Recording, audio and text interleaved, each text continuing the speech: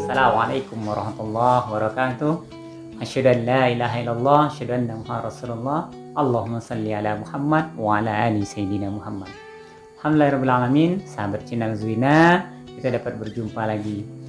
Pada kesempatan kali ini kita akan mengisahkan tentang kisah yaitu pembunuh 99 orang yang masuk surga. Jadi dari sahabat Abu Sa'id Al-Khudri bahwasanya mengisahkan pada zaman dahulu kala di kalangan Bani Israel ada seorang pembunuh yang laki-laki ini sudah membunuh 90 nyawa. Dia sudah mengambil 90 jiwa, kemudian terbetik dalam hatinya dia akan bertobat terhadap Allah Subhanahu wa taala. Maka ketika itu dia mencari orang yang paling alim di kota itu atau di dunia ketika itu, di daerah itu. Kemudian ada seseorang yang menunjukkan kepada seorang yang paling alim, dia ahli ibadah. Maka bergegaslah laki-laki itu untuk menemui orang yang paling alim, ahli ibadah itu. Dia berjalan menyusuri kota, kemudian berjalan terus untuk mencari laki-laki yang seorang rahib ahli ibadah ini. Singkat cerita, dia menemui laki-laki itu. Kemudian dia bertanya, Assalamualaikum. Dia bertanya kepada dia. Allah katanya, wahai rahib, sesungguhnya aku telah membunuh 90 jiwa. Aku telah membunuh 90 orang. Apakah ada pintu taubat bagiku? Maka seorang rahib yang ahli ibadah ini tadi spontan menjawab, tidak ada taubat bagiku. Ketika mendengarkan jawaban seorang rahib ini tadi, apa katanya, tidak ada tobat bagimu. Spontan laki-laki ini tadi, apa katanya, kalau memang tidak ada tobat bagiku, maka aku genapkan menjadi 100 jiwa, maka engkau aku bunuh. Dibunuh itu rahib seketika itu juga.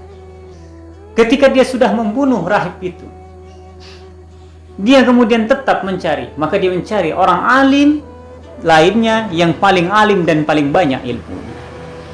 Dia berjalan menyusuri waktu, kemudian menyusuri jalan, menyusuri tempat, kemudian dia ditunjukkan kepada orang alim yang paling banyak ilmu. Kemudian dia berjalan terus mencari orang alim ini.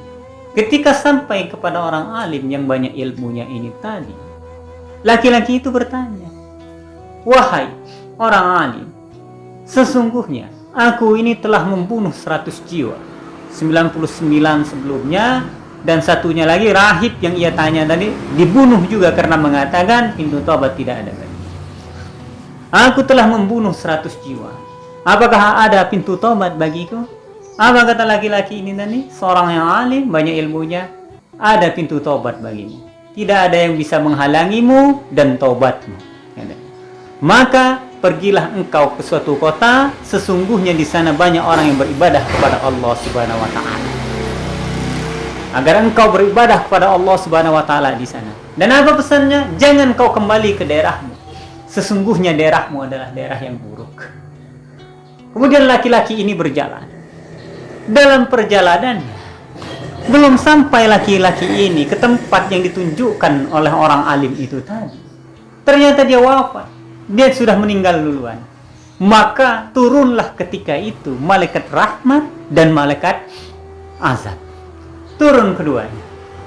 Mereka bertengkar, mereka berselisih argumentasi, rebutan roh ketika itu. Karena malaikat rahmat, sesungguhnya orang ini sudah berjalan menuju pintu tobat. Dia sudah niat untuk bertobat kepada Allah Subhanahu wa taala dengan sebenar-benarnya tobat, maka rahmatlah baginya. Kemudian malaikat azab mengatakan, "Oh, tidak. Tapi laki-laki ini sesungguhnya dia belum melakukan kebaikan sedikit pun. Belum melakukan kebaikan sedikit. Maka Allah mengutus ketika itu seorang malaikat yang berwujud manusia. Datang untuk menengahi mereka. Kemudian mereka menyerahkan perkara ini kepada malaikat itu yang berwujud manusia. Apa kata malaikat itu? Wahai malaikat rahmat dan malaikat Allah, maka ukurlah dari tempat wafatnya laki-laki ini ke tempat tujuannya dengan ke tempat awal dia berangkat. Apakah dia dekat kepada tujuannya ataukah apakah dia berangkat kepada awal dia berangkat? Kalau dia dekat kepada tujuan taubatnya, maka dia mendapatkan rahmat. Kalau dia lebih dekat kepada tempat semula dia berangkat, maka dia mendapatkan azab. Maka kedua malaikat ini mengukur, ternyata jarak laki-laki ini berjalan untuk menemukan pintu taubatnya sudah sangat dekat. Dia lebih dekat kepada kota itu. Maka malaikat rahmat pun membawa ruhnya laki-laki ini dimasukkan oleh Allah Subhanahu wa taala ke dalam surga. Sahabat-sahabat sekalian, sesungguhnya insya Allah kisah ini bisa membawakan hikmah bagi kita dan membawakan pelajaran bagi kita. Sesungguhnya taubat dengan sebenar-benar taubat, mengharap ridho dan wajah Allah Subhanahu wa taala, itu sangat diharapkan oleh Allah Subhanahu wa taala. Dan satu lagi, tidak bisa kita meremehkan orang-orang yang bermandikan maksiat. Karena surga dan neraka hak prerogatif Allah Subhanahu wa taala, dan rahmat serta ridha Allah Subhanahu wa taala itu adalah hak Allah Subhanahu wa taala. Semoga ada manfaat. Aku qauli hadza, astaghfirullahaladzim.